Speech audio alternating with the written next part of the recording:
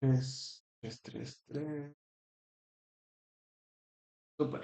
¿Qué onda, chicos? ¿Cómo están? Espero que estén muy bien. Bienvenidos a su mentoría de esfuerzos en SolidWorks.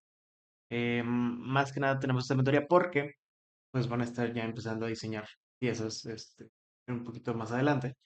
De estas piezas, pues la mayoría van a ser en aluminio, que dentro de lo que cabe es un material blando.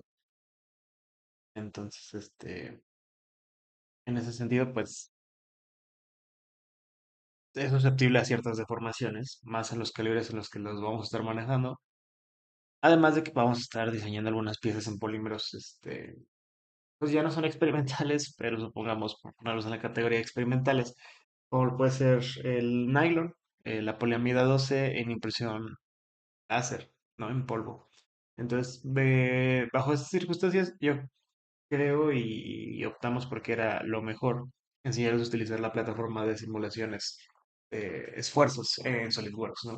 Ahora, para poder usar esta herramienta, no necesitan mucho, básicamente es, yo creo que el 30% de la mentoría. Sin embargo, para interpretar los resultados y saber cómo, digamos, eh, hacer los procedimientos de la forma correcta, necesitamos ver un poquito de teoría, ¿vale? Entonces, gran parte de la mentoría se va a basar en ver teoría antes de hacer la simulación. Ok, con la finalidad de que ustedes puedan hacerlo de forma autónoma.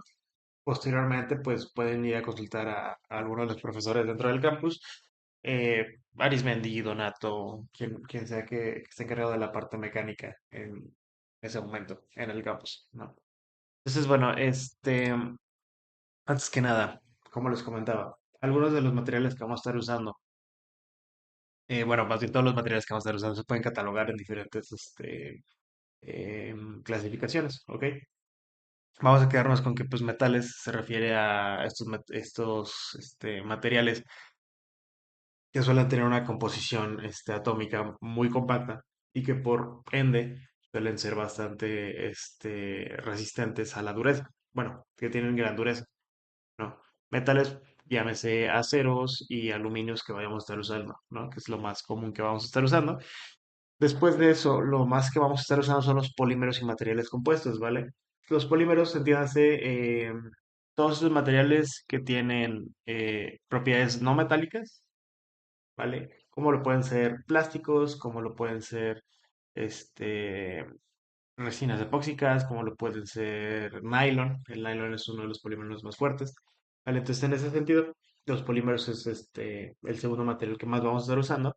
Y los materiales compuestos es, digamos, uno también de los más importantes, ¿no? En este caso, ¿qué es un material compuesto? La fibra de carbono en placas, ¿no? Porque la fibra de carbono como tal son fibras, como su nombre lo dice. En ese sentido, pues usualmente viene, cuando tú compras una fibra de carbono, realmente la presentación del carbón, de la fibra de carbono, vaya la redundancia, viene en un rollo, como si habláramos de papel, ¿no? Este papel carbono, por así decir, lo vamos compactando con resinas epóxicas entre sí, ¿no? Entonces, como estamos usando resinas epóxicas y fibras de carbono, se le denomina como material compuesto.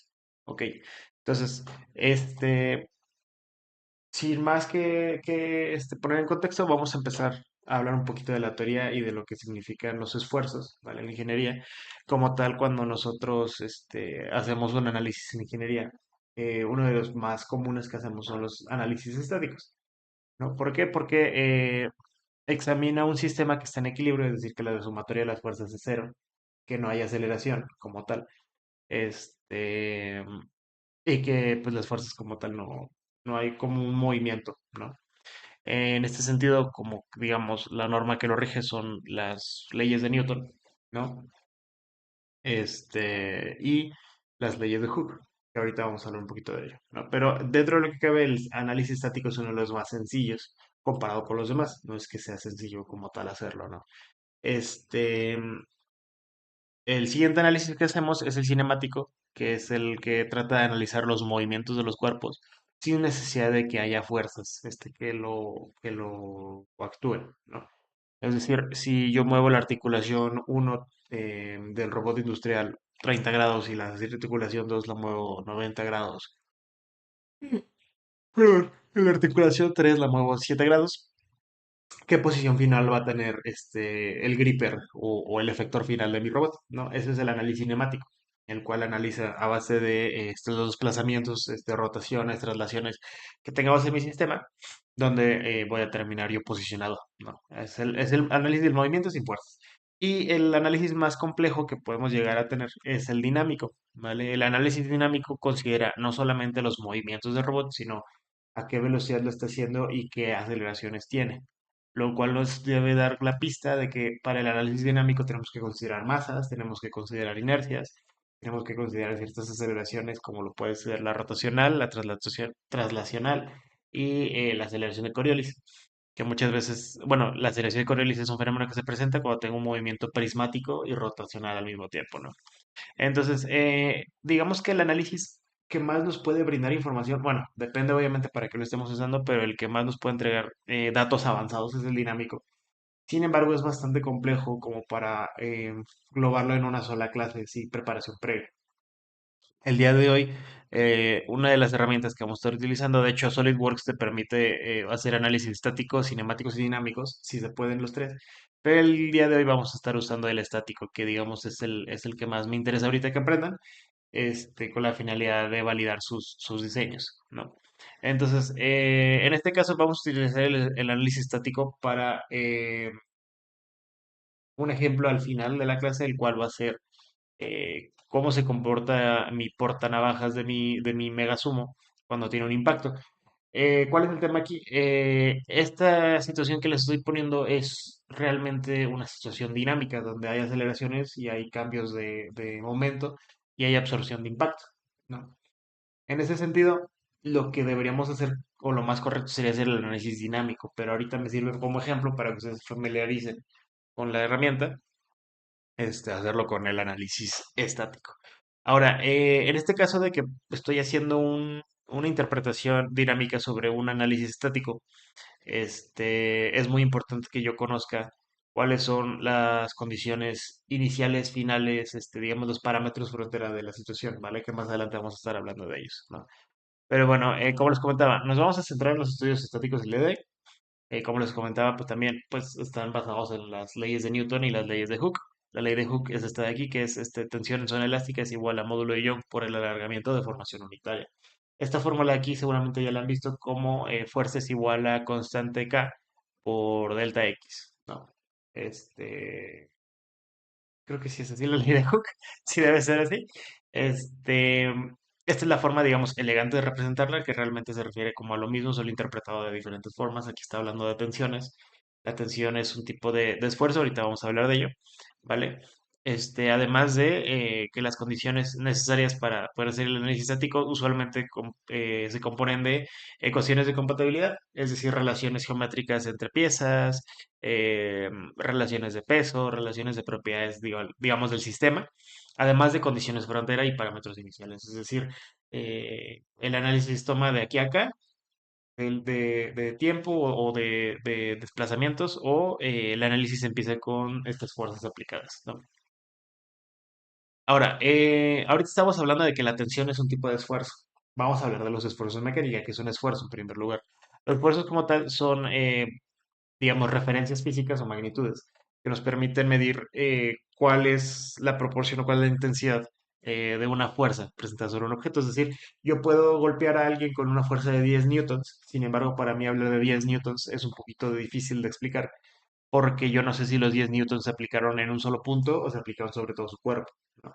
Un gran ejemplo de esto son las camas de agujas o las camas de conos, que uno pues normalmente las ve perdón, camas de clavos. Las camas de clavos que normalmente los magos se acuestan sobre ellas y no les pasa nada.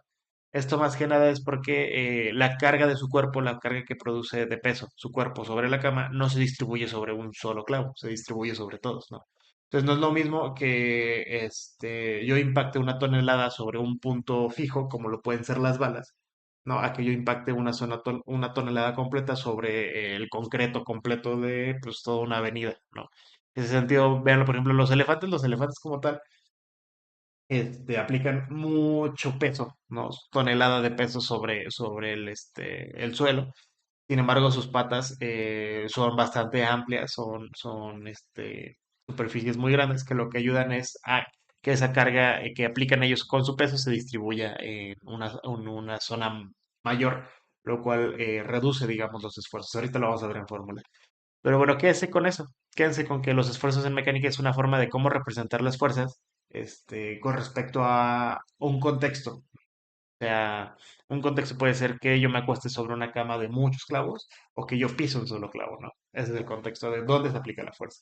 Ahora, ¿qué esfuerzos mecánicos existen? Aquí tengo los 6 esfuerzos primarios, ¿vale? Compresión, tracción, que esto se refiere a un esfuerzo normal. Este de tracción también se le conoce como tensión, ¿ok? Entonces, cuando yo diga que tiene resistencia a la tracción, me refiero a que tiene resistencia a tensiones, ¿no? Entonces, así se ven las cargas aplicadas sobre una barra cuando está con presión, así se ven a tracción, es decir, o comprimo o estoy estirando, ¿no? Otros tipos de esfuerzos es la torsión, por ejemplo, cuando tengo dos cargas en sentidos opuestos que están tratando, digamos, de flexionar sobre su eje la varilla. Tenemos el esfuerzo de pandeo, ¿no? En este caso, se dan cuenta, está compuesto por un esfuerzo de compresión y una de tracción, que es aplicando una compresión en general, pero pues por la deformación voy a tener dos esfuerzos diferentes. Tenemos el esfuerzo de flexión, que es lo mismo, está compuesto, solamente que aquí la carga en vez de aplicarse sobre su eje, se aplica de forma axial, ¿vale? O radial, no sé. Bueno, ustedes me están entendiendo con las flechas.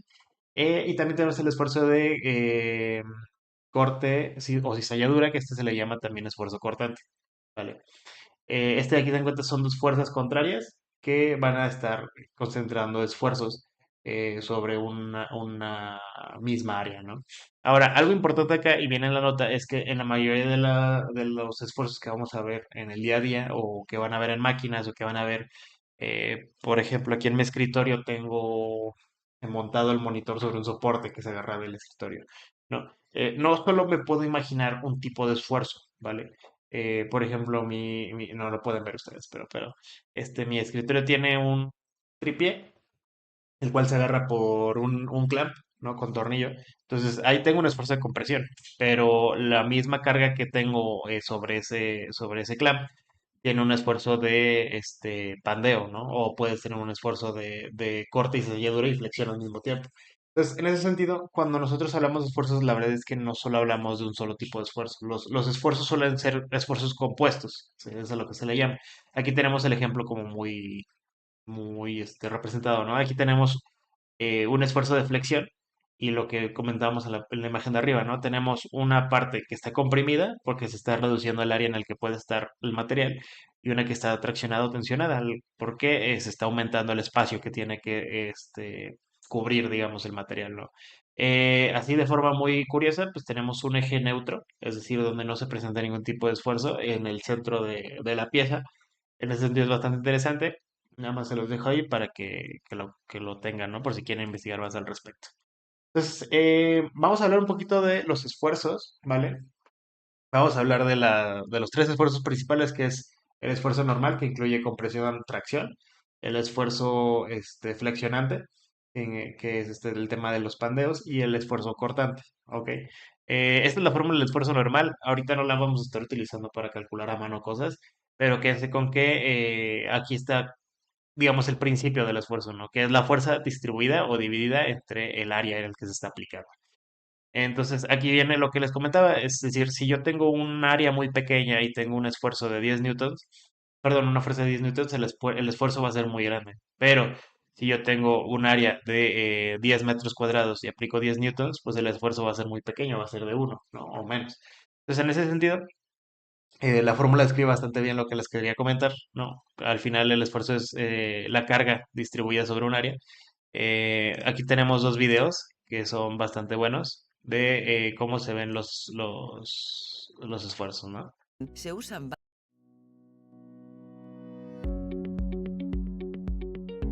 El ensayo de tracción es un ensayo mecánico en una máquina universal de ensayos o en un sistema dinámico de ensayos de fatiga.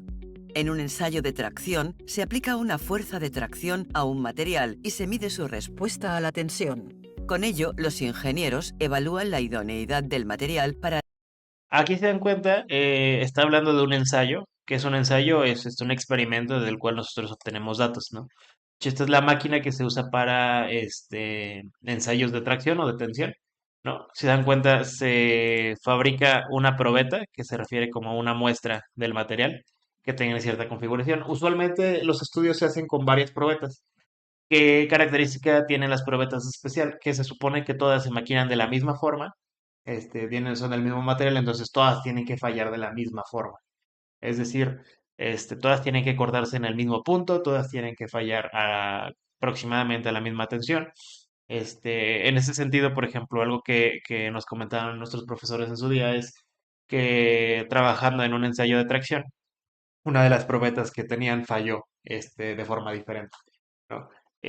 Haciendo indagación de qué había pasado con las probetas, se dieron cuenta que específicamente una probeta de todas esas se había caído al suelo, y la recogieron y siguieron como si nada, pero eso da pie a que tenga fracturas internas, lo cual va a cambiar el comportamiento, en los ensayos, ¿no? A ese nivel, digamos, de factibilidad o de viabilidad podemos garantizar o confiar en los ensayos de este tipo, ¿no? O sea, estamos hablando de ensayos bastante caros, pero que nos describen perfectamente cuáles, los límites, digamos, del material, ¿no?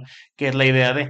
Aquí podemos ver que es una prensa, digamos, negativa o invertida, es decir, que se está estirando a ambos lados en vez de comprimir. Y aquí podemos ver en la pantalla que se empieza a graficar, ¿no? Aquí se empieza a graficar a lo que se le llama gráfica esfuerzo de formación, ¿vale? Con ello, los ingenieros Más adelante vamos a hablar de ello. evalúan la idoneidad del material, así la elasticidad Este es un tipo de probeta más común, ¿vale? Normalmente tiene esta del forma. caucho es crucial para el rendimiento de neumáticos y en la construcción de estructuras de hormigón se usan barras por su mayor resistencia a la tracción. Otros materiales que se ensayan son plásticos, películas finas, composites, metales y telas. También se hacen ensayos de tracción en productos como suturas y tubos médicos. Estos productos ¿Vale? Este es el ensayo de tracción. Les voy a poner el de compresión. Los ensayos de compresión se hacen en una máquina universal o dinámica con la que los fabricantes evalúan la integridad y seguridad de materiales, componentes y productos. Hormigón, composites y materiales corrugados, como el cartón, se suelen usar con una capacidad de carga en la que su integridad bajo fuerzas de compresión es crucial. Materiales como la goma espuma son clave en la fabricación de bienes como colchones y cojines de asientos. También se hacen ensayos de compresión en componentes durante el proceso de fabricación. Hay muelles en casi cualquier dispositivo mecánico. ¿Vale? Entonces, se dan cuenta, es exactamente lo mismo que el ensayo en tensión, solamente que pues eso es con una prensa que comprime, ¿no? Al final del día, lo que más nos importa es graficar los datos, ¿vale? Para determinar las propiedades del material, ¿no? O del producto que estamos realizando, ¿ok? Son Entonces, metales y cama. vamos a seguir. Perdón. Vamos a seguir. Ese es el esfuerzo cortante. Si se dan cuenta, es exactamente igual la fórmula, solo que en vez de hablar de un esfuerzo normal, estamos hablando de una fuerza cortante. ¿Cómo se ve una fuerza cortante? Tenemos que imaginárnosla como una fuerza interna que está tratando de hacer justamente un cizallamiento o un corte sobre el material. ¿Vale? Esta se divide entre el área transversal de donde se está aplicando la carga. ¿Ok? Es decir, que si yo tengo una viga, ¿vale? Una viga de metal, tengo que imaginarme que hay un corte interno, justamente donde se está aplicando este esfuerzo cortante, ¿no? Y yo tengo que calcular el área transversal para saber qué tanto se está distribuyendo este esfuerzo, ¿ok? Estos ensayos son bastante comunes para pernos, ¿vale? Aquí podemos ver un perno, ¿ok? Este perno, se dan cuenta, está sometido sobre una placa, dos placas, tres placas, y ¿qué va a hacer el estudio? Esta prensa de arriba va a estar tirando hacia arriba, la prensa inferior va a tirar hacia abajo, con la finalidad, pues, de tener un ensayo, digamos, de tracción. Sin embargo, como está aplicándose la carga de forma transversal al tornillo, el tornillo lo estamos forzando a que falle a esfuerzo cortante, ¿vale?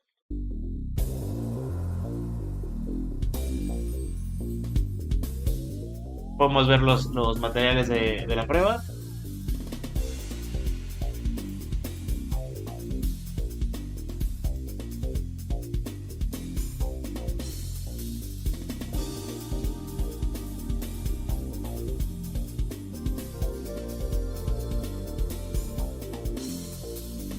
Ahora, corrección mía, en este caso están aplicándolas al revés de como se los comenté. La superior está comprimiendo, la inferior también está comprimiendo. Al final del día el efecto va a ser el mismo, ¿no? Se está presentando una carga contraria de un lado y de otro, que al final va a terminar haciendo un cizallamiento del tornillo, ¿no? Aquí podemos ver cómo falla, más adelante se les va a mostrar el tornillo y van a identificar que pues efectivamente, es una falla acortante.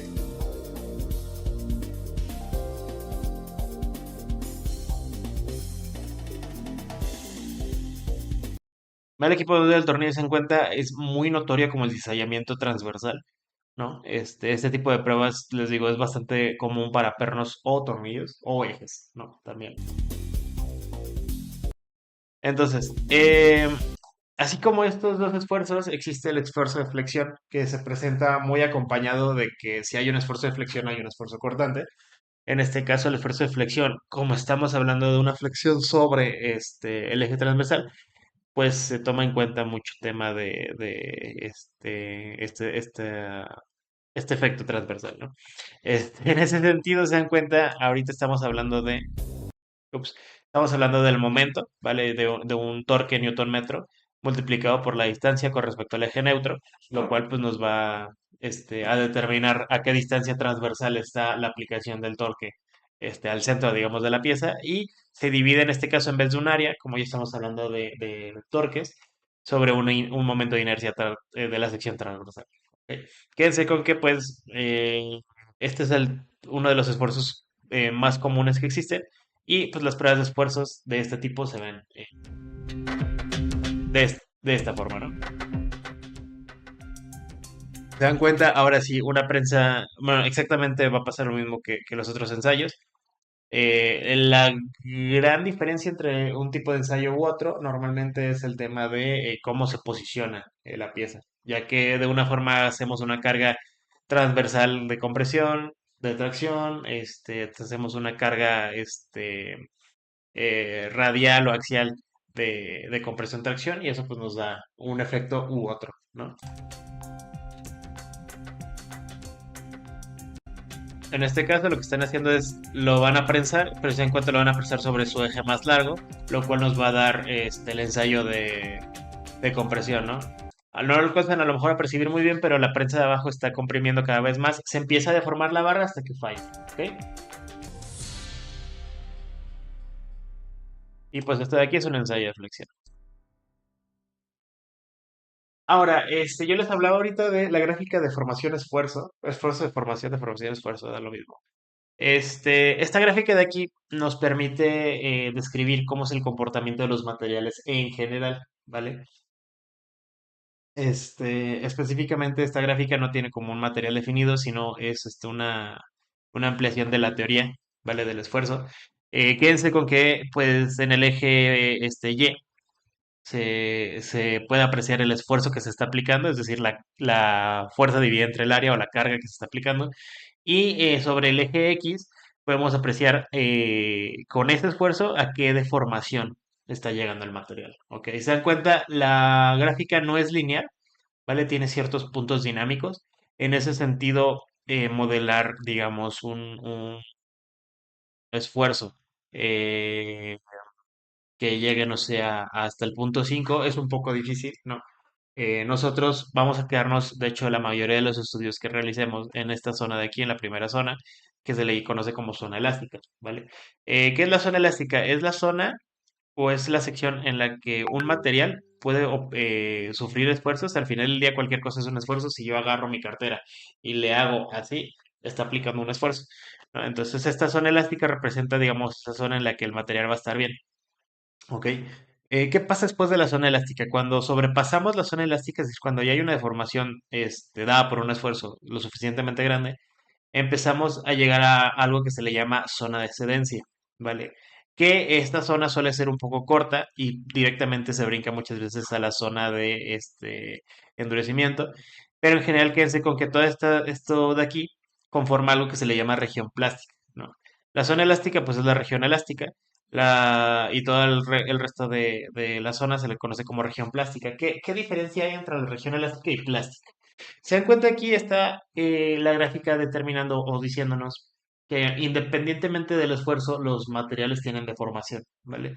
Es decir, que aunque a lo mejor no lo veamos, ¿no? Pero si yo tengo un objeto de metal y yo le aplico un esfuerzo, lo estoy deformando, solamente que la deformación es tan milimétrica, tan en micras que no lo vemos, pero todos los esfuerzos hacen deformación sobre los materiales. Entonces, mientras yo aplique carga sobre esta zona, los esfuerzos que yo genere van a hacer que el material no sufra una deformación permanente. A eso se le llaman deformaciones elásticas, ¿vale? Pensémoslo como ligas. Cuando una liga yo la estiro, y la suelto, regresa por su elasticidad a su configuración original. A eso se le conoce como deformación elástica. ¿Qué es la deformación plástica? Es cuando una deformación es tan alta por sus esfuerzos que se deforma a un punto en el que ya no puede regresar a su configuración inicial. Se nota mucho, por ejemplo, cuando nosotros doblamos aluminio, cuando doblamos botellas, ¿no? de plástico. Hay veces que las deformamos tanto que ya no pueden regresar por sí mismas a la configuración inicial que tenían de forma, ¿no? O de largo. Entonces, en ese sentido, nosotros dentro de la ingeniería muchas veces descartamos un diseño o un material cuando sobrepasa la zona elástica, ¿no? Que de hecho pues es bastante útil para nosotros porque no tenemos que modelar todo este proceso de acá, ¿no? Pero en este sentido, pues quédense con eso, ¿no? La mayoría de los estudios determinan si el material o el diseño traspasa la zona elástica, y si sí, muchas veces, digamos, se tiene que corregir el diseño, se descarta un material, etc. Ahora, aquí se dan cuenta de diferentes puntos, ¿no? Está el límite de proporcionalidad, el límite elástico, esfuerzo de fluencia. Límite proporcional es el momento en el que se deja de ser lineal el esfuerzo, se empieza a comportar de otras formas. El límite elástico es en el punto en el que ya no se puede deformar más el material sin que empiece a perder dimensionamiento, digamos, de configuración inicial, geométrica. Y el esfuerzo de fluencia es el momento en el que se sobrepasa la región elástica por completo y empieza la zona de excedencia, ¿no? La zona de excedencia es un momento en el que con el mismo esfuerzo se empieza a deformar poco a poco más, ¿no? Por eso se ve como recta, con el mismo esfuerzo se empieza a deformar más, hasta que llegamos a un punto en el que el material se empieza a compactar, lo cual hace endurecimiento sobre el material y entonces volvemos a necesitar más esfuerzo para empezar a deformar más el material, ¿no? Llega un punto que es el 4 que se le llama esfuerzo último, es decir, es el último eh, límite que tiene el material, o sea, para aplicar todavía más esfuerzos. Digamos que una vez pasado el punto 4 ya no necesitamos aplicar esfuerzos extras, sino con el mismo esfuerzo que estamos aplicando, ya se empieza a deformar hasta fracturarse, ¿no? El esfuerzo último es esa parte donde esto ya es el máximo de esfuerzo que necesito, de aquí en adelante ya puedo romper el material, hasta que, pues bueno, aquí se dan cuenta, ¿no? Aquí empieza de nuevo a bajar la necesidad de esfuerzo, o sea, necesitamos menos esfuerzo para romper el material, hasta que llega al punto 5 que es el esfuerzo de fractura, ¿no? Usualmente lo hacemos, o bueno, tenemos esta teoría, pero en formas de aplicación se suele ver de esta forma, del esfuerzo de fractura real, ¿no? Es el comportamiento que usualmente podemos graficar nosotros este, en las pruebas. Esto es más que nada porque, pues bueno, no es un tema de que yo pueda regular la fuerza que estoy aplicando y cuando ya tengo mucha fuerza encima del material, ¿no? Pero teóricamente se comporta así, ¿vale? Entonces, aquí podemos ver la gráfica de esfuerzo-formación ensayada, es decir, de forma experimental. Todos tus viajes son a la segura. ¿Por No, qué no aquí quiero viajas solo con conductores verificados? Viaja a ayuda. la segura con InDrive. Aquí la podemos ver, ¿vale?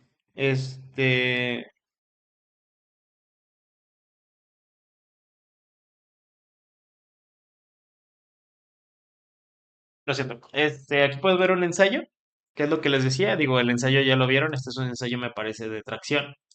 Y aquí se ve la gráfica de formación de esfuerzos que se empieza a generar, ¿no? Aquí podemos ver que el material se empieza a estirar, ¿no? Y mientras más lo estiramos, se está generando, pues, obviamente un esfuerzo mayor. Y empieza a haber un desplazamiento, lo cual indica que hay una deformación del material, ¿no? Que es sobre el eje X.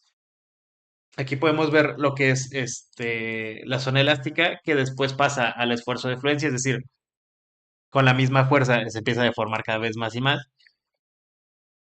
Después pasa al endurecimiento, es decir, necesito más fuerza que aplique la prensa para que se deforme todavía más. ¿vale?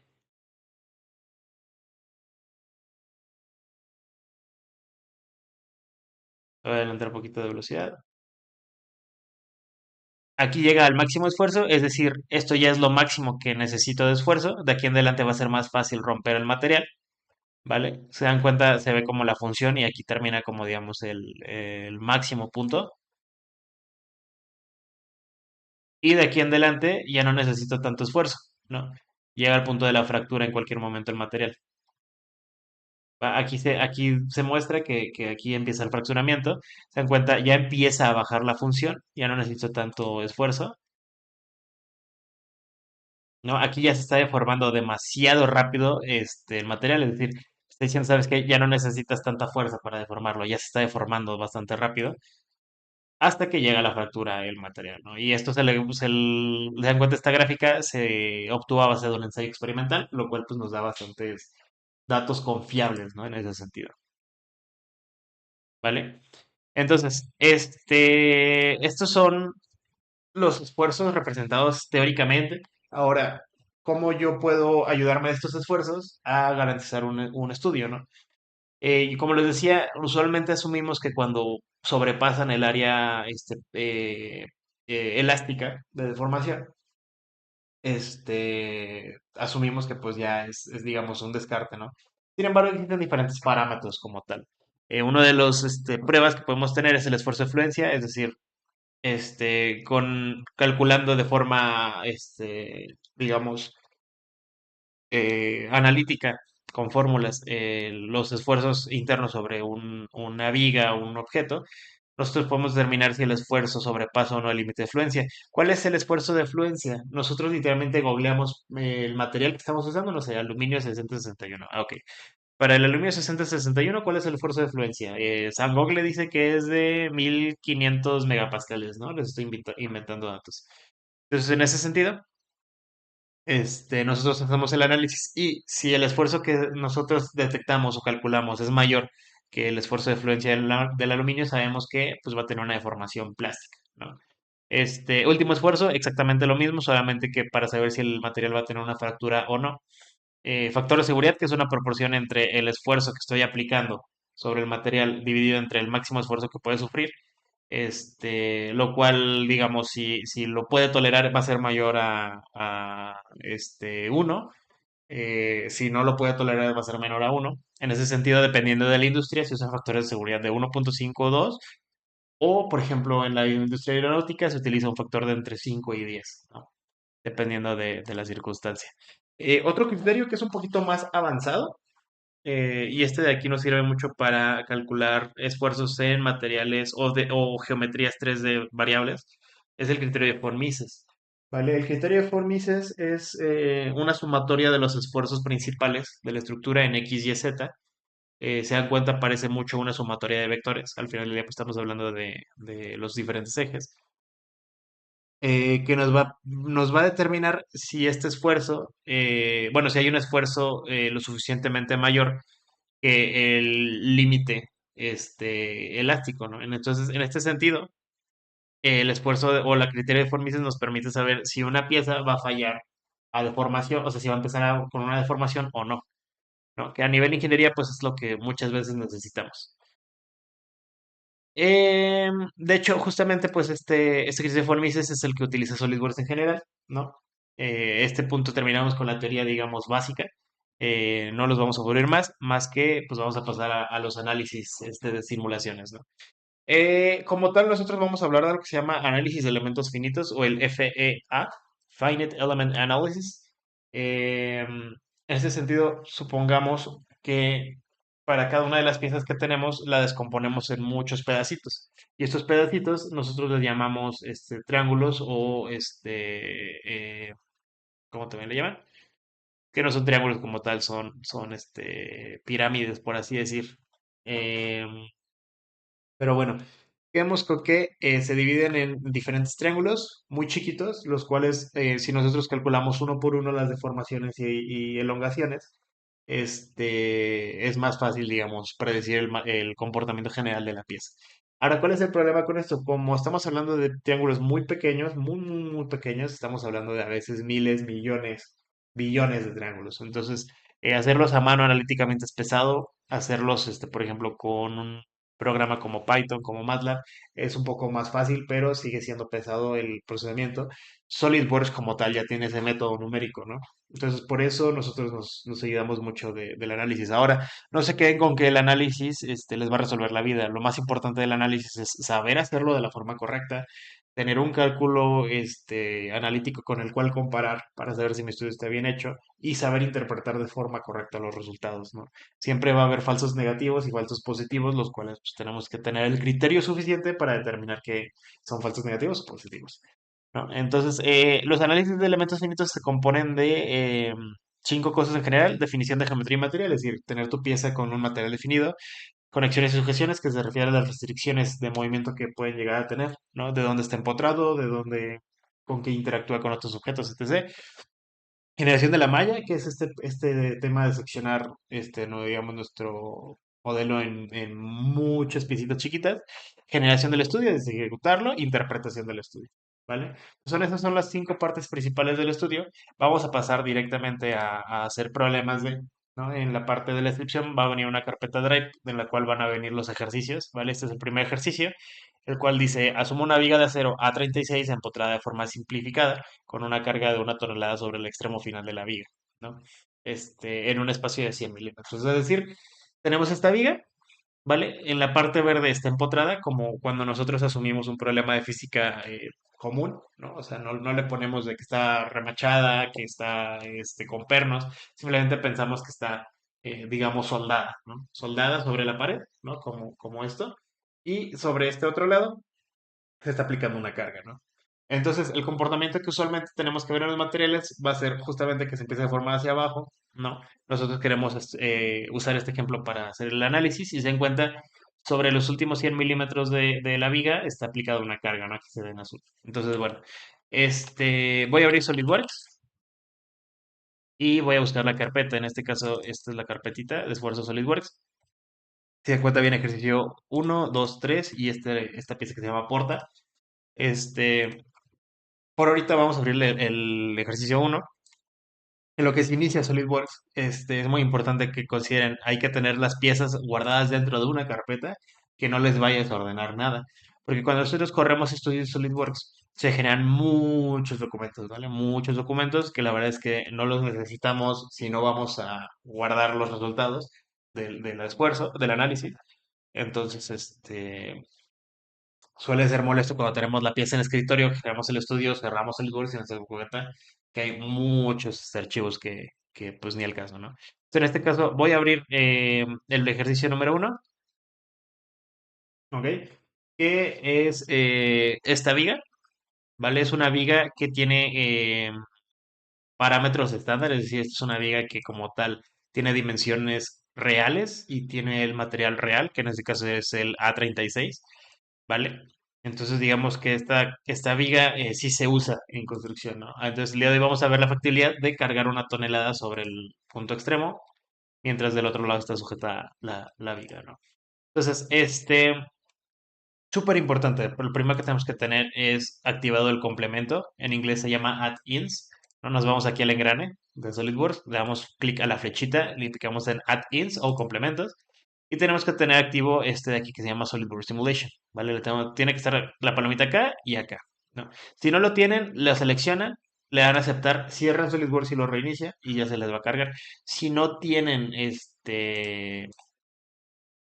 si no tienen o no aparece SolidWorks Simulations aquí, es que tienen que instalarlo desde el wizard de SolidWorks. Para ese tipo de cosas, consulten el tutorial de instalación de SolidWorks que tenemos en el canal, ¿vale? Pero bueno, suponiendo que ya lo tienen, lo siguiente es activarlo en atajos, ¿vale? Que lo puedan tener aquí en esta pestañita como yo lo tengo. Si no lo tienen, lo que pueden hacer es sobre la barra de comandos, clic derecho, ¿vale? Cualquier parte de la barra de comandos y donde dice pestañas, ¿vale? Van a darle clic y van a buscar sobre la lista el que dice Simulation, que se dan cuenta que está con palomita, ¿no? Entonces el que dice Simulation tiene que estar activo. Ahora sí les va a salir esta pestaña de simulación. Y lo primero que tengo que hacer es aplicar en el botón que dice Nuevo Estudio, ¿no? Y en este lado pueden darse cuenta que Solid genera muchos estudios diferentes, ¿no? En este sentido tenemos el análisis estático, que podemos simplificarlo a 2D, eso es bastante interesante. Tenemos el análisis estático, el estudio de frecuencias, topología, estudio de diseño, ensayos térmicos de pandeo, fatiga, no lineales y dinámica lineal, ¿no? Eh, entonces, se dan cuenta, Solid, la verdad es que tiene muchos estudios diferentes. El día de hoy vamos a usar el análisis estático en 3D, que es, digamos, como el principal que vamos a estar eh, utilizando mucho tiempo en la carrera. ¿Vale? Cuando yo le doy a aceptar, se genera esta parte de acá, ¿ok? Que es, digamos, el estático, ¿no? De hecho, aquí se creó abajo, en la pestaña dice análisis estático 2, ¿vale? Se dan cuenta, tengo otros análisis ya, por ejemplo, el estático 1, que justamente es cuando estaba haciendo la planificación de esta mentoría. En este caso de análisis estático 2 está en blanco y es el que vamos a utilizar el día de hoy. Entonces, primera parte, ya tenemos nuestra pieza y usualmente no viene con el material cargado, ¿no? Aquí ya viene cargado porque yo les paso la pieza, pero es bueno que sepan que sobre la pieza, que es esta que dice ejercicio 1, yo le doy clic derecho aquí, le doy a aplicar material y yo aquí selecciono de la biblioteca de materiales Solid el material que voy a utilizar. ¿Se dan cuenta? Ahorita que estoy dentro del análisis estático, cuando yo abro la biblioteca de materiales, me resalta en rojo las propiedades principales que yo necesito para hacer el análisis. ¿Ok? Es decir, me sale que es crítico que yo tenga en mi material cargado el módulo elástico, el coeficiente de Poisson, la densidad de masa y el límite elástico del material. ¿Ok? Entonces, si yo, por ejemplo, quiero hacer una simulación de un material custom que no existe en SolidWorks, yo tengo que utilizar esos parámetros o tengo que encontrar esos parámetros con el fabricante para yo correr la simulación, ¿no? Entonces, bueno, en ese sentido, tenemos los componentes rojos, los azules, digamos que son requeridos, más no necesarios, ¿ok? Límite de tracción, límite de compresión, coeficiente de expansión térmica. ¿Qué es lo que más nos interesa? El límite elástico, ¿no? Aquí sale en rojo. Lo ideal sería tener los azules también, en este caso no los tenemos, pero no son sumamente necesarios o críticos, ¿no? Entonces por eso salen unos en rojos, unos en azul y los que están, digamos, en negro no se van a utilizar para el estudio que estemos utilizando en este momento, ¿vale? Entonces, bueno, cuando doy el material, selecciono el material, le doy aquí en aplicar y le doy cerrar, ¿no? Para saber que está cargado el material, pues aquí me sale, ¿no? A36 a 0. Ahora, lo siguiente es simular que la viga está empotrada sobre una pared, ¿no? En este caso, pues voy a utilizar la parte de que dice sujeciones y conexiones. Aquí muy importante, conexiones es simular que está interactuando con otra cosa que no existe a lo mejor en ese momento, o que existe y yo le tengo que decir qué es, ¿no? Están las interacciones locales, o entre componentes, que es esta parte en la que le digo, ¿sabes qué? Tal pieza y tal pieza, una está dentro de la otra y no se pueden traspasar, ¿no? Hay una interacción local, de contacto, se le llama. En este caso, o por ejemplo, le puedes decir, sabes que toda esta pieza estoy asumiendo que está soldada entre sí, entonces vamos a contemplarlo como una unión rígida, todas estas tres piezas, cuatro. No, eso es más que nada como para cuando estoy hablando de ensambles, si se dan cuenta, cuando tengo más de una pieza. En este caso, pues no nos sirven. También puedo simular que hay un muelle, o sea, un resorte, que hay un pasador, que hay un tornillo, que hay un rodamiento. En este caso, la parte de conexiones casi no la usamos, a menos de que tengamos más piezas como conectadas entre sí. Ahorita lo que vamos a utilizar es la parte de sujeciones, que tal cual son restricciones de movimiento, ¿vale? En este caso, como estamos empotrando esta cara aquí, vamos a asumir que hay una sujeción con una propiedad de geometría fija. Se dan cuenta que hay varias. Está la de bisagra, rodillo, geometría fija, que son las que más vamos a utilizar. Existen otras, soporte elástico, rodamientos, pernos, etc. Se le voy a dar a geometría fija, ¿vale? Y se dan cuenta cuando yo selecciono la cara, me salen un montón de flechitas verdes. Si nosotros apreciamos estas flechas de aquí, se dan cuenta que hay una flecha en cada dirección X, Y, Z, y esto es porque la restricción fija, prohíbe que se mueva esta cara, digamos, en específico, en cualquiera de esas tres direcciones, ¿no? Si, por ejemplo, yo uso la de rodillo, se dan cuenta, lo único que me restringe es que no se puede mover sobre digamos, el plano normal a la cara. Sin embargo, se puede deslizar alrededor de él, ¿no? Si yo le doy el de bisagra, usualmente necesito caras cilíndricas. Y lo que me va a hacer es, puede rotar, sin embargo, no puede trasladarse, digamos, de forma no concéntrica al hoyo, lo que sea que restrinja, ¿no? Bueno, en este caso, selecciono esta cara como geometría fija, ¿vale? Y sobre esta cara secundaria que se dan cuenta, si yo abro la pieza, pueden ver que generé un croquis. Generé un croquis y sobre él utilicé esta operación que se llama línea partición. Para eso utilicé esa operación. Para después aplicar solo sobre esta cara las cargas, ¿no? Entonces ahora le voy a dar carga. Clic derecho, se dan cuenta, tengo diferentes tipos de cargas, lo mismo. Fuerzas normales, torsiones, presión, centrífugas, cargas de apoyo, temperatura. En este caso voy a utilizar una fuerza normal, ¿vale? Le voy a dar aquí sobre esta cara. Dame un minutito. Bueno, hola, ¿cómo andas? Perdón por ese corte, como les comentaba. Sobre esta cara estoy aplicando los esfuerzos, si se dan cuenta las flechas se ven normales a la cara. En este sentido, yo puedo cambiar la dirección, por ejemplo, de las cargas. Por ejemplo, le puedo decir que invierta la dirección, se dan cuenta las flechas van hacia el otro lado. O inclusive le puedo decir que cambie la dirección por, por ejemplo, esta de aquí, ¿no? Y se ven las flechas de lado, yo puedo lo mismo, invertir la dirección, o le puedo decir que la dirección va a ser normal a esta cara, o le puedo decir que sea normal a esta cara, ¿no? En este caso, pues las flechas van a verse así, ¿no? Normales a la superficie, mirando hacia abajo, ¿no? Aquí yo tengo que asegurarme de que esté en unidades del sistema internacional, o bueno, si están hablando de libras fuerza, pues adelante ponlo en inglés. En este caso lo que voy a hacer es, en el sistema internacional le voy a poner una tonelada de fuerza, que una tonelada pues es 1000 kilos, ¿no? Entonces, como son 1000 kilos, pues multiplico 1000 por, en este caso, sé que cada kilo son como 10 newtons, ¿no? 9,8. Entonces lo voy a redondear a 10. Entonces 1000 kilos son 10.000 newtons de fuerza. Aquí yo le puedo decir, si seleccionaba más caras, no sé, esta y esta, le puedo decir que por cada elemento que yo seleccione es esta carga de 1000 newtons, de 10.000 newtons, o que entre las dos caras se distribuyen 10.000 newtons, ¿no? En este caso, como solo estoy seleccionando una cara, no necesito especificar eso, ¿no? Aquí puedo hablar de otros temas, distribución no uniforme, puedo ver la referencia del símbolo, si quiero que se vea más grande el símbolo, no sea al 200%, X o Y, eso ya no me interesa mucho ahorita, ¿no? Aquí ya tengo aplicada la carga sobre esta cara, ¿vale? Y lo único que me faltaría sería generar una malla para poder correr el estudio, ¿no? Entonces la malla, aquí le voy a dar donde dice malla, clic derecho, crear malla. Y la malla es una serie de parámetros de divisiones, ¿no? Así como está, le voy a dar clic, ¿vale? Para que vean cómo sube una malla, que ahorita ya lo vieron en el screenshot del ejercicio.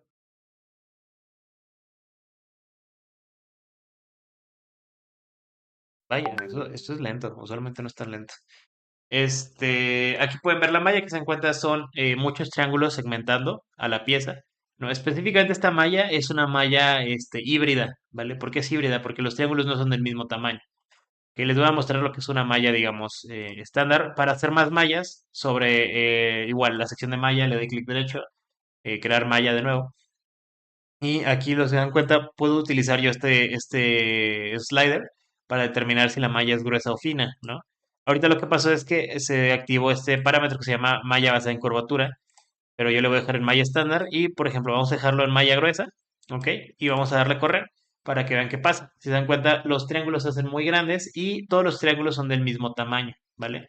Entonces aquí podemos ver que para, digamos, esta superficie ocupo uno, dos, tres triángulos, ¿no? Ahora, ¿qué pasa si, por ejemplo, yo a esta malla, así estándar, le doy lo más fino que pueda con este slider, ¿vale? Vamos a esperar a que haga el mallado. Como va a ser una malla más fina, se tarda un poco más. Se dan cuenta, ahora tenemos uno, 2, 3, 4, 5, 6, 7, 8, 9, 10, 11, 12 triángulos diferentes, ¿no? ¿Puedo hacer más fina la malla? Sí, sí puedo. Le doy a crear malla y en vez de utilizar este slider, ¿ok? Utilizo las dimensiones del triángulo que voy a estar utilizando, ¿vale? En este sentido, pues aquí yo especifico los tamaños del triángulo. El slider, pues me va a delimitar las sugerencias debido al tamaño de mi pieza y geometría. ¿Y cuál es el problema de yo hacer una malla fina? Que son muchos más triángulos y por ende va a haber un procesamiento más lento, pero me va a dar detalles más específicos. Ahora, ¿Cuál es el problema? Bueno, lo voy a dejar en estándar ahorita. ¿Cuál es el problema? A mí no me sirve de nada que tenga una malla muy fina en el centro de la viga, ¿vale? Si yo sé que las deformaciones van a estar, por ejemplo, en las áreas redondeadas, en la sección transversal, en la parte superior e inferior, y en general sobre pues esta parte, ¿no? No me sirve nada tener una malla fina, por ejemplo, por acá. Entonces, existen algoritmos que lo que nos permiten es que a base de los cambios de geometría se seccione en muchas más piezas la viga que en las partes en las que no hay un cambio de geometría se seccione en menos piezas. Eso se le llama malla basada en curvatura. Vale, vamos a darle a crear malla en vez de darle aquí en malla estándar, le voy a dar malla basada en curvatura. ¿Ok? Y lo que va a hacer es, a base de las geometrías, va a tener diferentes tamaños de triángulo, ¿no? Se dan cuenta aquí que hay como una gran deformación o cambio de geometría, que pues hay un redondeo y luego un tipo diferente de sección. Hay muchos triángulos finitos a comparación, por ejemplo, del centro, ¿no? Que el centro es constante, entonces los triángulos son un poco más grandes a comparación de, ¿no? También existe la valla basada en curvatura combinada, que lo que va a hacer es, yo le voy a especificar qué tan fino quiero que sea la malla o qué tan gruesa quiero que sea la malla, ¿no? Y a base de ese rango ahí está, a base de ese rango de precisión, pues va a ajustar la resolución, ¿no? Pero pues simplemente, pero siempre va a basarse sobre los cambios de geometría, ¿no? Entonces, existen diferentes tipos de malla. ¿Cuál es la mejor? La que les pueda correr su computadora, el tiempo que necesiten llevarse y pues obviamente a la cantidad de procesamiento que quieren llevar, ¿no? Obviamente, mientras más fina la malla, mejores datos van a tener, pero no me sirve nada tener mil y un datos si mi computadora no los puede procesar, ¿no? Entonces, en este sentido, si tienen Compus Gamer FlexGen, ¿no? Si no les tarda en correr, pues yo lo dejo en fino, ¿no? Lo ideal sí es tenerla envasada en curvatura o basada en curvatura combinada, más que nada porque de esta forma pueden saltarse las partes que realmente no son tan importantes de calcular,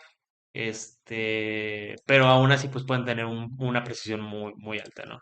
Vamos a dejarlo ahorita en malla estándar, bueno, no, envasada por curvatura normal, en densidad, por default con la finalidad de pues, que tengan un punto de referencia, porque al final del día, dependiendo también de la malla, van a salirles unos datos o otros, ¿no? Le voy a dar a aceptar así,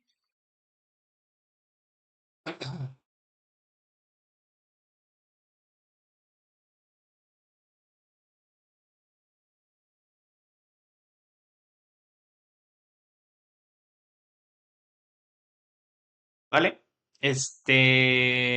Salió muy densa la malla, que es muy densa, que es muy fina, entonces ahora lo voy a cambiar. Ya decía yo que se estaba tardando bastante. Vamos a dejarla en malla basada en cobertura combinada y lo voy a dejar lo más grueso. ¿Vale? No porque mi compu no lo corra, pero porque quiero que sea algo que todos podamos replicar, ¿no? Entonces, ahorita me sale así la malla y ya me parece un poquito más decente para lo que vamos a hacer, ¿vale? Ahora, así como está el estudio, ya tengo fijaciones, bueno, restricciones, ya tengo cargas, ya tengo malla, ya tengo material, en teoría ya puedo darle a correr al estudio, ¿vale? Entonces le voy a dar a correr, ¿ok? Wow, lo corre bastante rápido. Y como tal, me va a generar tres resultados diferentes, ¿vale? Ahorita no se me espanten con que la viga se deformó. Ahorita les voy a explicar pieza por pieza los diferentes estudios, ¿no? Eh, Aquí tenemos la gráfica de tensiones. Si yo le doy doble clic a esta otra, voy a tener la de desplazamientos y tengo la de deformaciones unitarias, ¿ok? Todas se ven bastante deformadas las vigas, ¿no? Hay que tener cuidado con SolidWorks porque SolidWorks va a ayudarte a que tú puedas apreciar de manera correcta cómo se ven los comportamientos, pero para hacerlo de esa forma, muchas veces o va a minimizar el deformamiento o va a exagerar el deformamiento con la intención de que tú lo puedas apreciar, ¿vale? ¿Qué significa esto? Si se dan cuenta, se genera, bueno, además de esas gráficas, se genera un mapa por colores, se genera esta gráfica que me da la referencia de qué está pasando, no la voy a mover acá para que la puedan ver, y se genera esta leyenda de acá, ¿vale? Nombre del modelo ejercicio 1, nombre del estudio, análisis estático 2, sin barrenos, tipo de resultado, análisis de tensión nodal, tensiones 1, escala de deformación 8.82, es decir, SolidWorks está casi Perdón, SolidWorks está exagerando el estudio casi 9 veces de lo que realmente es. ¿Qué puedo hacer para yo ver la deformación real? Doble clic sobre la leyenda y aquí donde dice deformación le doy escala real, ¿vale? Y le doy aceptar. Esta es la deformación real que va a tener la viga, ¿vale? Bajo estas condiciones, obviamente. Entonces, se dan cuenta, de hecho aquí alcanzan a ver dónde estaba la viga y dónde está, ¿no? Se dan cuenta, no es nada que ver con la deformación actual, bueno, con la deformación que veíamos exagerada. Cuando hay una deformación muy pequeña, SolidWorks va a exagerar el sistema para que lo puedan ver, apreciar. Cuando hay una deformación muy grande, SolidWorks va a depreciar esa deformación para que todavía puedan entender qué está pasando. ¿Ok? En este sentido, la deformación es poco o mucha, depende, ¿no? Depende de las condiciones, depende del material, depende de muchas cosas. La respuesta en ingeniería siempre es depende. Por ejemplo, puedo hablar la de desplazamientos para darme una mejor idea. Igual, voy a ajustar la escala. Aunque la escala no tiene nada que ver con la información que nos presentan en esta tabla, ¿no? Pero voy a agarrar la de escala, ¿vale? Y aquí me dice, ¿vale? La gráfica, algo muy importante, ¿vale? Esta que es la gráfica la gráfica de formaciones, me está explicando en un mapa de colores todos los valores que están presentes sobre la pieza. Es decir, todos los valores desde el 1e a la 30 hasta el 2.266e a la 1 son valores que existen dentro de la pieza, ¿ok? Todos y cada uno de ellos se encuentran en algún punto. De hecho, podemos ver que mientras más rojo haya colorado la pieza, más cerca estamos de este límite y mientras más azul esté la pieza, más cerca estamos de este valor, ¿no? Aquí lo que me está diciendo es que la pieza en su punto máximo de deformación, que va a ser esta parte de aquí, ¿no? Tiene una deformación de 2.266 a la 1 milímetros, ¿no? Aquí me salió que la unidad de deformación está en milímetros. ¿Eso qué significa? Que en el punto de mayor flexión hay un desplazamiento de 22 milímetros, lo mismo a 2.2 centímetros. ¿Es mucho, es poco? Es muchísimo para acero, ¿no? En ese sentido. Ahora, esta es la gráfica de deformamiento general, ¿no? O sea, no te estoy diciendo qué parte se deformó, sino qué parte está más desplazada de su posición original. Para yo saber qué parte se deformó más, yo tengo que ir a la gráfica de deformaciones unitarias, ¿vale? Lo mismo, agarro la gráfica, le doy un escalado real para sentirme más cómodo, y en este caso les está diciendo aquí cuáles son las partes que se deforman más, ¿no? La que menos se deforma tiene una deformación de 1.1 a la menos 7, la que tiene una mayor deformación es de 1.03 a la menos 3, ¿no? Esta gráfica está en estrés, ESTRN, que en este momento no me acuerdo, y voy a preguntarle a San Google. EST, ESTRN, SolidWorks, Manic. Estrés equivalente. Súper. Qué bueno. En ese sentido se dan cuenta del estrés mayor o la deformación unitaria mayor que hay es en esta parte de acá arriba. Ahora yo les pregunto, ¿la viga en la vida real se empotra de esta manera en la que estoy haciéndolo? Y si sí, pues esta parte es la que más se va a deformar. Pero nosotros sabemos que no se pega la viga de esta forma, ¿no? Usualmente hay muchos barrenos o tornillos o pernos en la parte interna que soportan. Entonces, estos datos a mí me sirven. Si yo voy a aplicar la viga de otra forma, no me sirven.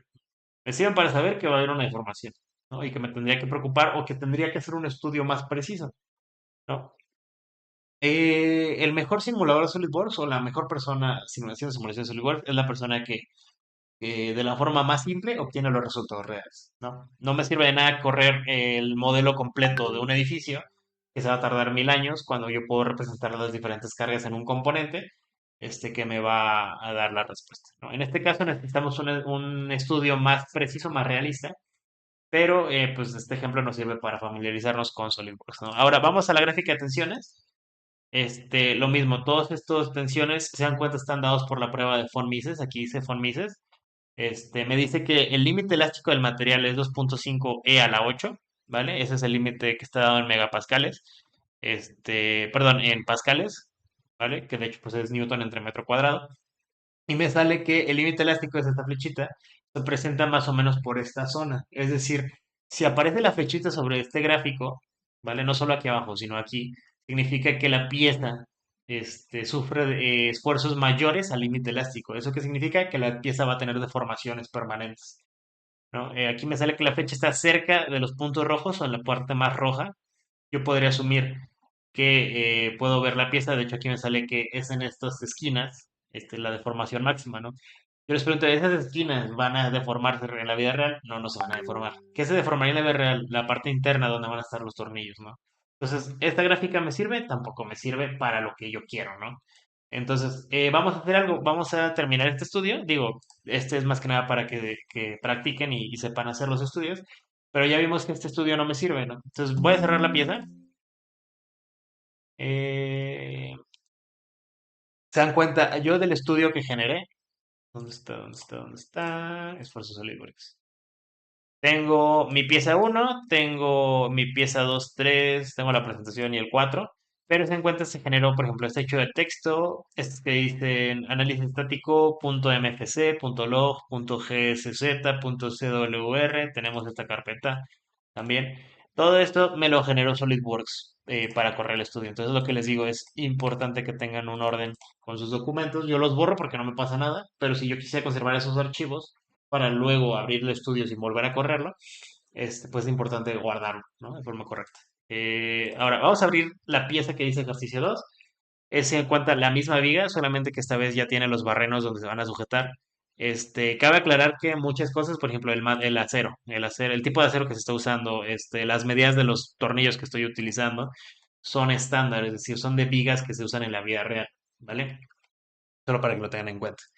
Entonces, en este caso, ahora sí tendría que hacer una simulación más fidedigna de cómo se va a empotrar la viga, porque ya sé que los esfuerzos van a estar en esta zona, ¿no? Entonces, voy a tratar de darle resolución de realismo. Voy a crear un nuevo estudio, me voy a ir un poco más rápido, estudio análisis estático, le voy a dar a aceptar, ¿no? En este caso, el material ya está aplicado, que es el acero A36.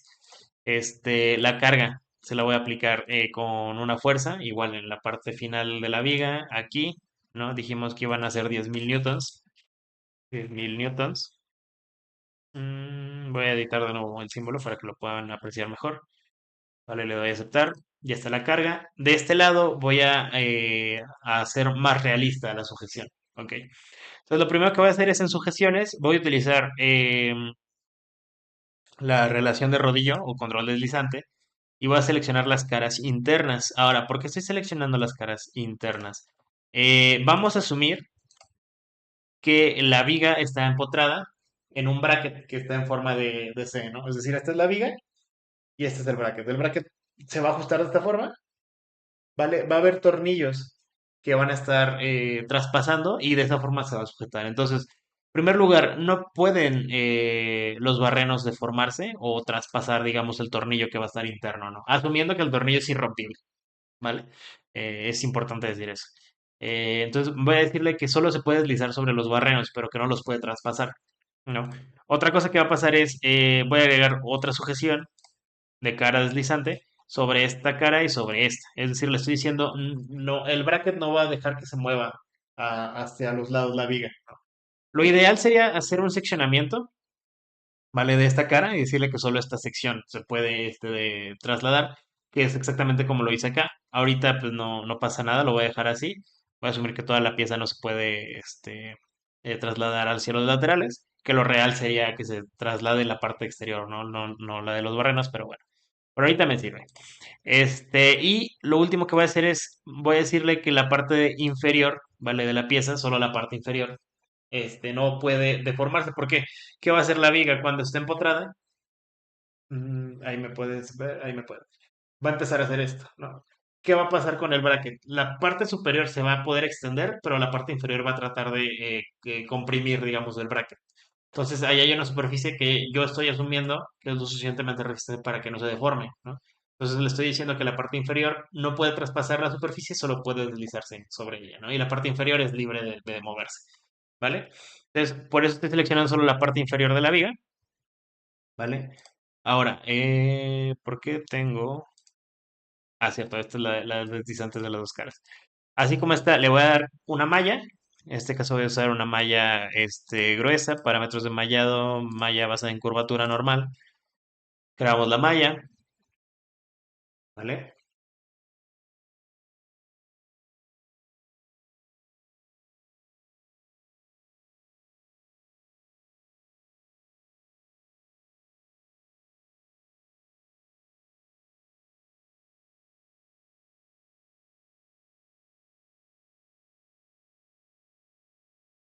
Súper.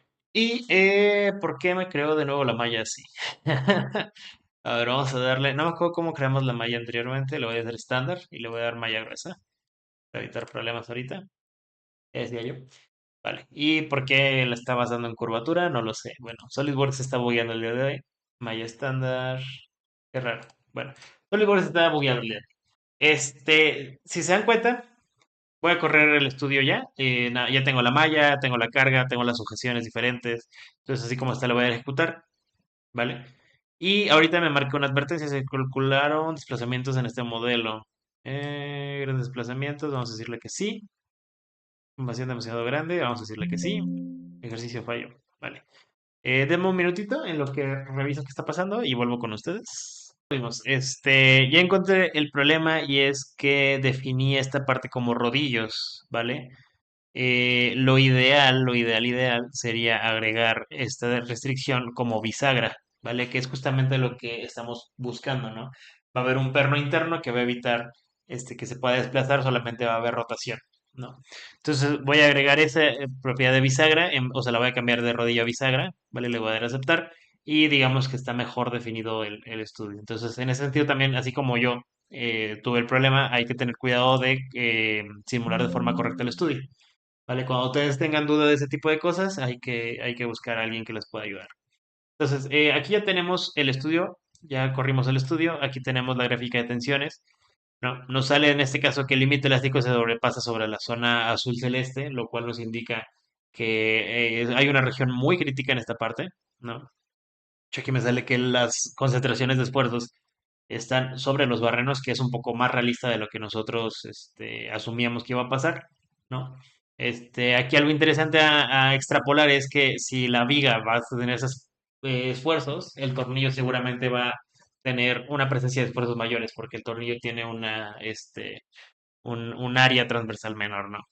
Bueno, aquí podemos ver que las concentraciones de los esfuerzos se ven aquí, ¿no? Me sale que el máximo esfuerzo que hay es de 9,03 a la 8, ¿vale? Hay que anotar eso para compararlo después.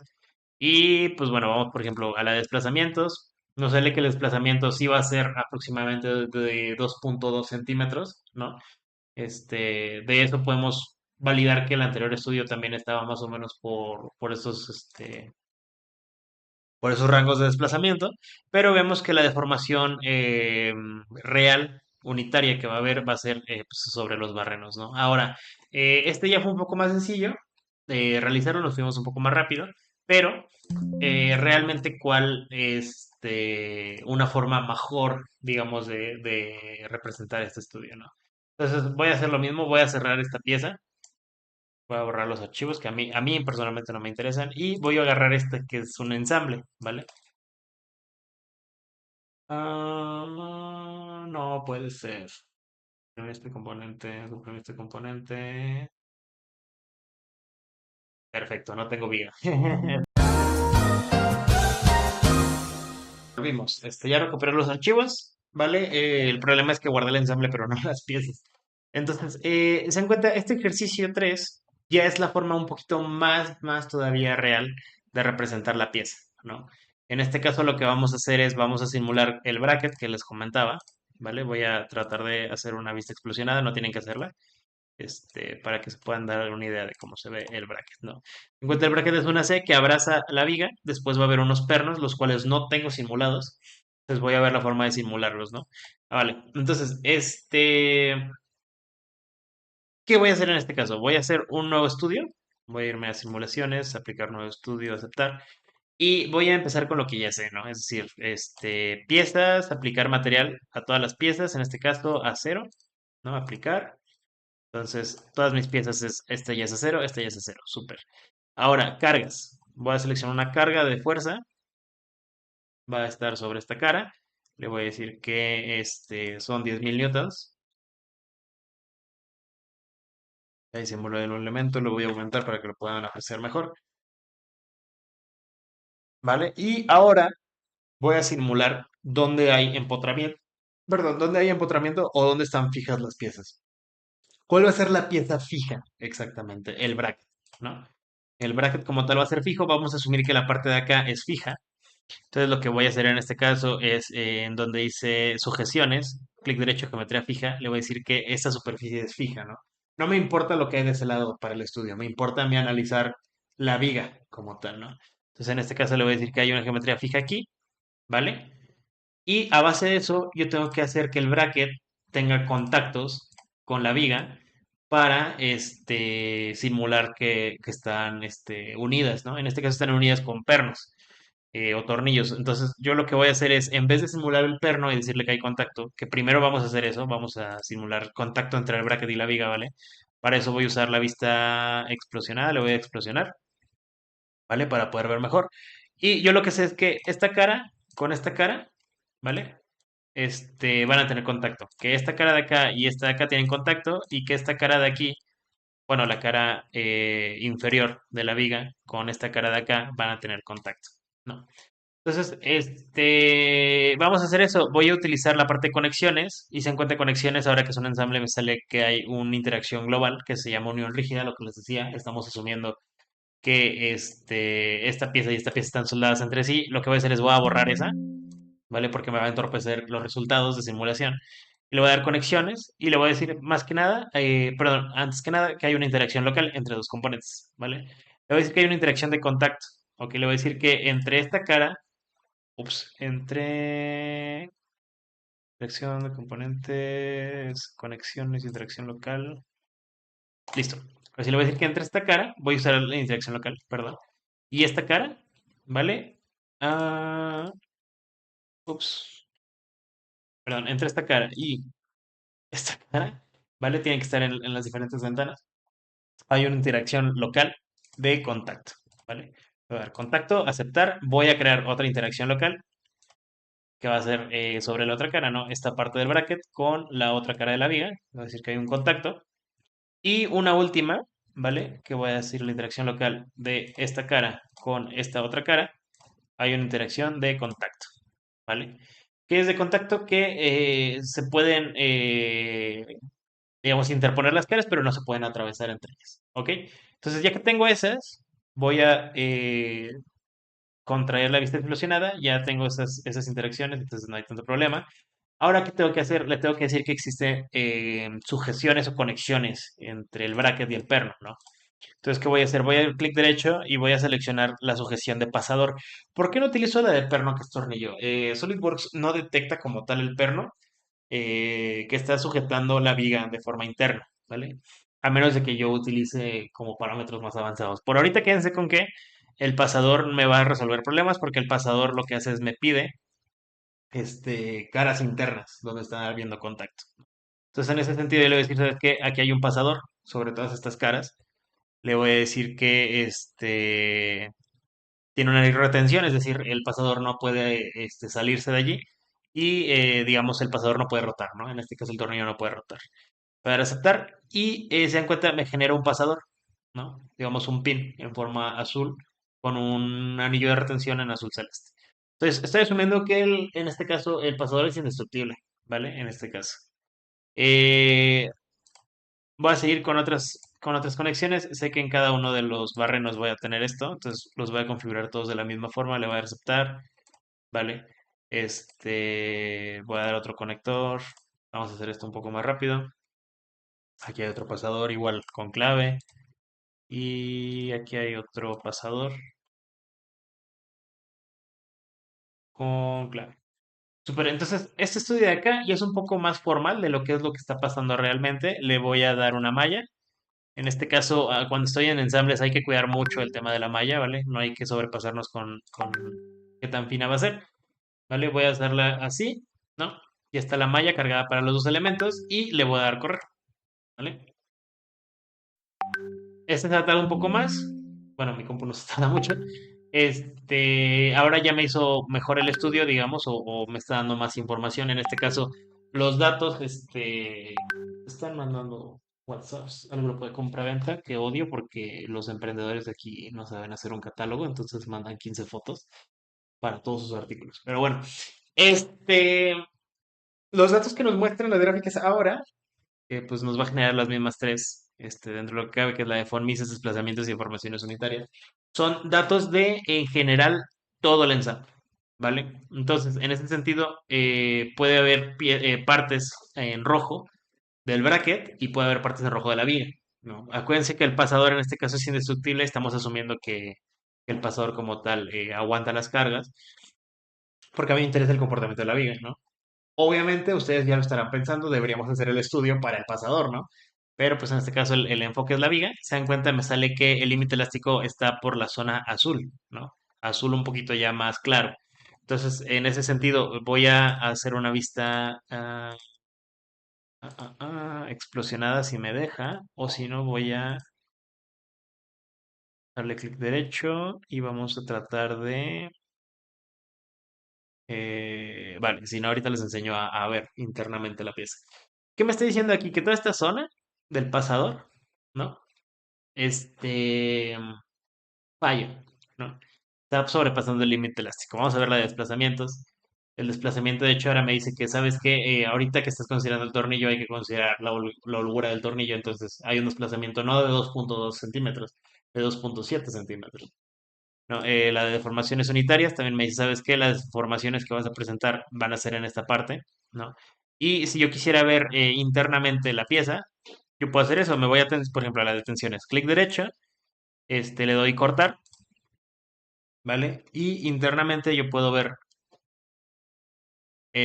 cómo se comportan, ¿no? Estas diferentes concentraciones de esfuerzos. Podemos ver, ¿no? Cómo se están comportando. Y pues nos damos cuenta que pues sí, alrededor de los barrenos hay concentraciones de esfuerzos que en este caso no se ven en rojo, pero sí están sobrepasando pues el límite elástico, la mayoría de ellas, ¿no? Algo también interesante que te deja hacer SolidWorks es animar, ¿no? El clic derecho sobre la gráfica y le doy animar, ¿no? Y ahora me permite ver cómo dinámicamente se va a ir deformando poco a poco la pieza, ¿no? Ahora, pues estos son ejemplos, estos tres ejercicios son ejemplos de cómo aplicar simulaciones de esfuerzos en, pues, algo general, ¿no? Ahorita vamos a el último esfuerzo, ya me hice todos estos tres ejercicios. Vamos al último ejercicio, que es más que nada un tema de aplicación sobre una pieza que a lo mejor ustedes van a hacer en su día. Aquí dice, el portanavajas de un Mega Sumo fue diseñado con manufactura SLS, ¿vale? Es decir, que es un material que no tiene pérdidas de esfuerzos en diferentes ejes. El fabricante compartió parámetros, que es en este caso el nylon PA12, generó un análisis de esfuerzos con la finalidad de validar que el diseño soporta las cargas a las que será sometido. Ojo, un portanavajas no está sometido a cargas estáticas, está convertido a cargas dinámicas. Pero por finalidades de aplicación vamos a tratar de traducir lo mejor que podamos un evento dinámico a un evento estático. ¿Vale? En este caso les dice, considera la velocidad promedio de un megasumo de 4 metros segundo y un peso de 3 kilogramos. Supongamos que los 2 megas, hay 2 megasumos, uno de estos tiene el porta. Los 2 megas vienen a una velocidad contraria entre ellos, de 4 metros segundo, y que tienen un peso de 3 kilogramos. Supongamos que chocan y se frenan en seco los dos, ¿vale? Y el porta se levanta y la fuerza va a impactar sobre la parte inferior del porta navajas, y se frenan en seco. Entonces hay una absorción completa de la energía. En este caso lo que hacemos es calcular el momento de cada robot. El momento es masa por velocidad, entonces es 4 por 3, eso nos da 12. Y como los dos traen 12 metro kilogramos segundo, cuando se impactan entre sí, se están absorbiendo los 12 sobre el porta, ¿no? De cada uno. Entonces, eso nos da 24 kilogramo metro segundo. Y si lo dividimos entre una fracción de tiempo, obtendríamos fuerza, ¿vale? Esto de aquí es bastante incorrecto, no lo hagan allá afuera. Lo mejor es presentarlo de la forma correcta. Pero ahorita para sacar datos, digamos, rápidamente, vamos a presentarlo así, ¿no? Vamos a suponer que la colisión impacta en un milisegundo, entonces es dividir 24 entre 0,01, lo cual nos dice que va a haber una presencia de 2.400 newtons de fuerza. Si esto yo lo divido entre 10, puedo asumir que estoy representando una carga de 240 kilos sobre la pieza, ¿vale? Lo cual también me deja ver un poco de garantía de cuánto puede aguantar la pieza, ¿no? Si la pieza aguanta 240 kilos, para mí significa que pues, la verdad es que está bastante robusta, ¿no? Que lo ideal es hacer el análisis dinámico de forma correcta. Pero bueno, en este caso, para finalidades de simplificación y de resumir la clase, voy a utilizar 240 kilos aplicado sobre la parte inferior del porta, ¿no? Entonces voy a abrir el porta de mi Mega, ¿vale? De hecho, este porta, antes de hacer este estudio, se veía de esta forma. Cuando yo estaba corriendo el estudio, me di cuenta que tenía que reforzarlo, ¿no? Vamos a hacerlo sin esfuerzo. Primero vamos a hacerlo sin esfuerzos. Fueron sin refuerzos de la pieza. Entonces, así como está, estudio nuevo, análisis estático, ¿vale? Ya está seleccionado el material, que es un PA12, si se dan cuenta, es un material custom que yo agregué aquí. Base de datos, polímeros, material, de hecho es un material personalizado, ¿no? Aquí sale. Yo agregué estos valores de forma individual. Obviamente, pues yo fui con el fabricante del PA12 y el que me va a manufacturar la pieza y le dije, oye, ¿estos son los parámetros? Me dijo, no, no son, estos son los parámetros, ¿no? Entonces yo los introduzco en Solid, ¿vale? Y pues bueno, aquí tengo mi pieza. Lo primero que voy a hacer, pues es obviamente darle sujeciones. En este caso, le voy a decir que este es el tope del porta cuando se levanta. Cuando se levanta el porta, se inclina, ¿no? Hace esto. Y el tope mecánico son estas piezas de aquí, ¿vale? Ahora, no se puede atravesar esta, digamos, superficie, solo se puede deslizar sobre ella, ¿no? ¿Qué más tengo que hacer? Le voy a decir, ¿sabes qué? Aquí tengo unos pernos, ¿ok? Que estos pernos puedes rotar sobre ellos, pero pues no puedes traspasar el perno como tal. Y por último, le voy a decir que hay unas caras internas, ¿no? Que son estas de aquí, sobre el primer y último, lengüeta, digamos, o no, no sé cómo llamar esta parte, que no puede atravesarlas. Entonces le voy a decir control deslizante, ¿no? Entonces esta cara no puedes atravesarlas. Vale. Aquí tengo mis restricciones. Ahora, mi carga se va a ver de forma normal este plano, es decir, cuando el porta se levantó, voy a asumir que la carga se ve sobre este eje. Le voy a dar cargas externas, fuerza, y quedamos que sobre esta cara va a haber una fuerza de 2400 newtons, ¿no? Asumiendo que son como 240 kilos. Super, entonces le doy a aceptar. Ahora lo que voy a hacer es, voy a generar la malla, crear malla. Le voy a decir que hago una malla basada en combate combinada, sí, ¿por qué no? Le voy a dar fin esta vez. Ustedes cárguenlo hasta donde les permita hacer la malla. Yo con la finalidad, pues, de obtener los mejores datos, ¿no? En cuanto a qué va a pasar.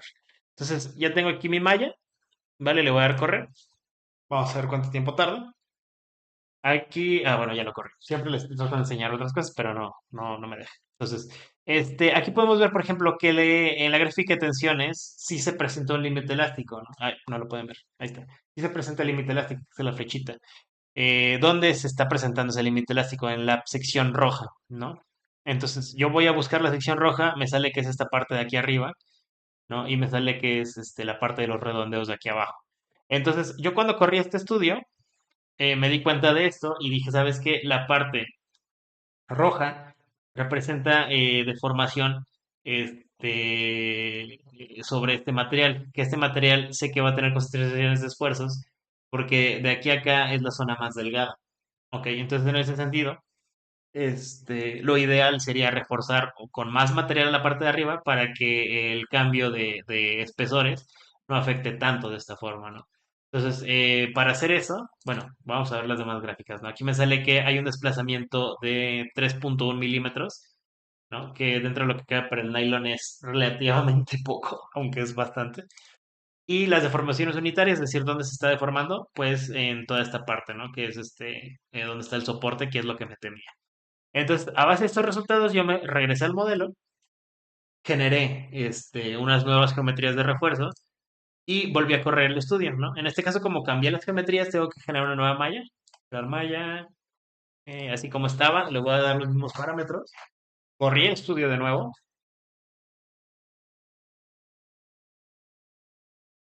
aplicar estudio, y volví a correr el estudio, ¿no? Ahora, ¿qué está pasando en este nuevo estudio? No me sale la flechita de límite elástico sobre ninguna parte, ¿no? De hecho, me sale que la presencia mayor es de 4 E a la 7 newton metro cuadrado de esfuerzos o pascales, y el límite elástico está en 5.12 a las 7 pascales. Es decir, yo logré identificar una concentración de esfuerzos que generaba una deformación plástica y a base de este estudio logré corregir y rediseñar mi pieza para que aguantara los impactos, ¿no? De hecho, ahorita podemos abrir la de deformación milimétrica. Me sale que en vez de 3 milímetros ahora son 2,5. ¿no? Me sale que las deformaciones siguen presentándose en los mismos puntos, pero ya no va a sobrepasar el límite elástico. ¿No? Y esto es un claro ejemplo de cómo les puede llegar a servir a ustedes todo este tema de las simulaciones de esfuerzos. Como tal, es todo por la mentoría del día de hoy. Espero que les haya gustado. La verdad es que esta clase me emociona mucho darla. Y pues nada, nos veremos en su siguiente mentoría.